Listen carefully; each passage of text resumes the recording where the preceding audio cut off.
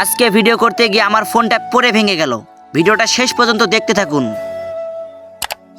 সব কাজ শেষ করার পরে এখন যাচ্ছি গোসল করার জন্য আমাদের কলের পাড়ে। আজকের ওয়েদারটাও কিন্তু ভালো ছিল। আমি কখনোই ভাবতে পারিনি আমার শখের ফোনটা হাত থেকে পড়ে ভেঙে যাবে। তো ভিডিওটা সবাই দেখতে থাকুন। তারপরে মোবাইলটা রেখে দিলাম এই জায়গায়।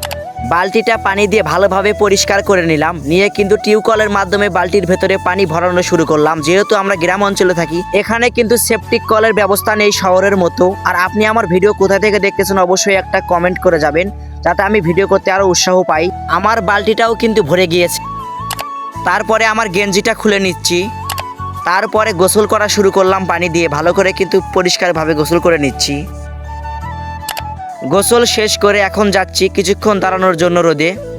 তারপরে চলে যাচ্ছি আবার টিউবকলের পাড়ে। আমার কাপড়গুলো ধুয়ে দিতে হবে। কাপড়গুলো কিন্তু আমি হুইল দিয়ে ভালো করে মেখে রাখছিলাম। এখন কিন্তু বালতির ভেতরে পানি ভরানো শুরু করলাম। বেশি করে পানি ভরে নিচ্ছি বালতির ভেতরে। তারপরে কাপড়গুলো ধোয়া শুরু করলাম। তো ভিডিওটা এই পর্যন্তই। অবশ্যই আমার পেজটাকে ফলো দিয়ে রাখবেন, যাতে আমি নতুন নতুন ভিডিও আপলোড করতে পারি আপনাদের মাঝে।